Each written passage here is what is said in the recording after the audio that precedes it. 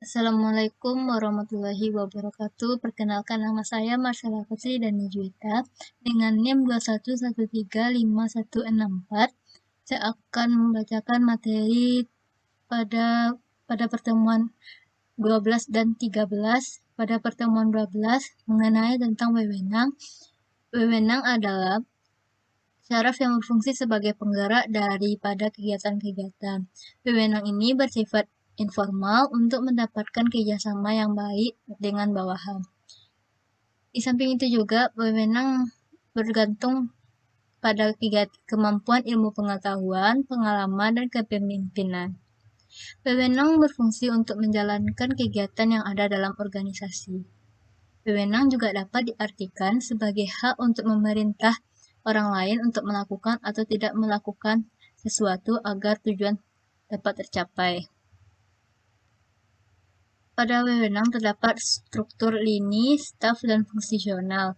Di antaranya yang pertama, organisasi lini adalah semua organisasi mempunyai sejumlah fungsi-fungsi dasar yang harus dilaksanakan. Contohnya, organisasi perusahaan biasanya mempunyai tiga fungsi dasar, yaitu produksi, pemasaran, atau penjualan dan keuangan. Yang kedua, terdapat organisasi lini dan staf. Staf adalah individu atau kelompok dalam struktur organisasi yang fungsi utamanya memberikan saran dan pelayanan terhadap fungsi lini. Karyawan staf departemen tidak secara langsung terlibat dalam kegiatan utama organisasi. Wewenang lini, staf, dan fungsional. Wewenang lini adalah wewenang di mana atasan melakukannya atas bawahan langsung. Di antaranya seperti atasan langsung memberi wewenang kepada bawahannya, wujudnya dalam wewenang perintah dan tercermin sebagai rantai perintah yang diturunkan ke bawahan melalui tingkatan organisasi. Sedangkan wewenang staf adalah hak yang dipunyai oleh satu satuan or staf atau para spesialis untuk menyarankan, memberi rekomendasi, atau konsultasi kepada personalia ini. Sedangkan wewenang staf fungsional adalah hubungan terkuat yang dapat dimiliki staf dengan satuan-satuan ini. Berikutnya mengenai kekuasaan posisi yang didapat dari wewenang formal. Besaran ini bergantung pada besarnya penggelasan orang yang untuk menduduki posisi tersebut. Yang pertama ada kekuasaan pribadi yang berasal dari para pengikut dan didasarkan pada seberapa besar para pengikut mengaguminya. Yang kedua, tanggung jawab dan akuntabilitas tanggung jawab. Berarti kewajiban untuk melakukan sesuatu yang timbul bila seseorang bawahan menerima wewenang dari atasannya. Yang ketiga, pengaruh yang dimana transaksi seseorang dibujuk oleh orang lain untuk melaksanakan suatu kegiatan sesuai dengan harapan orang yang mempengaruhinya.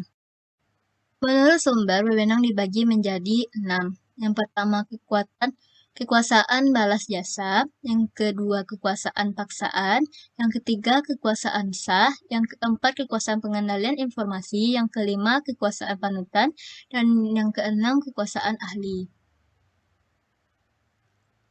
Berikutnya materi pertemuan 13 yaitu mengenai kepemimpinan. Kepemimpinan adalah kemampuan seseorang untuk mengkomunikasikan dan mempengaruhi orang melalui ide-ide dan kehendaknya, sehingga terbentuklah sebuah ikatan sekelompok orang yang bersedia bergerak karena pengaruhnya. Pemimpin adalah mereka yang kehadirannya diharapkan dan suaranya didengar oleh pengikutnya. Pemimpin yang sukses adalah pemimpin yang pemikiran dan ajarannya tetap dikerjakan dan tetap berpengaruh kepada orang lain walaupun dia telah meninggal dunia. Hal ini karena kualitas pemikirannya, kesalehannya, kuatnya pengaruh pemikirannya, dan adanya regenerasi. Prinsip dasar pemimpin diantaranya terdapat 8. Yang pertama, pelajaran, seorang pemimpin yang berbobot adalah mereka yang mampu memberikan pelajaran bagi diri dan lingkungan serta para pengikutnya. Yang kedua, diskusi dan musyawarah. Bagi seorang pemimpin, suatu proses learning yang paling efektif adalah dengan diskusi dan bermusyawarah. Yang ketiga, contoh. Di samping hikmah dan hibrah, pemimpin yang efektif biasanya karena dia menjadi idola bagi para pengikutnya, baik secara individu maupun kelompok. Yang keempat, adil.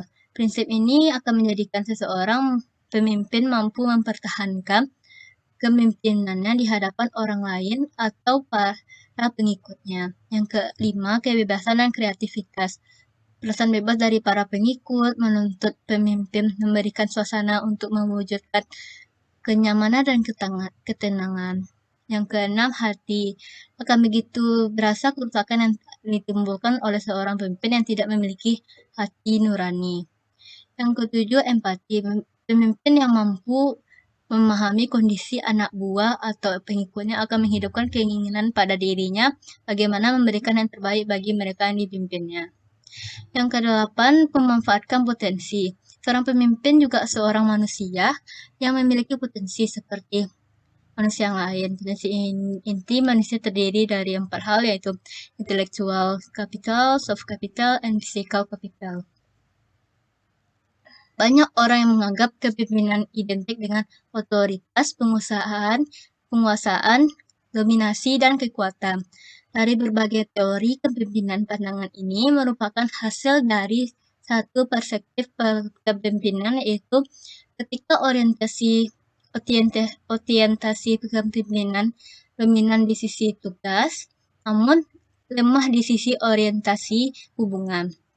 Dalam perkembangan tuntutan kepemimpinan seiring dengan tuntutan kerja kinerja tim, maka kepemimpinan yang diidentikan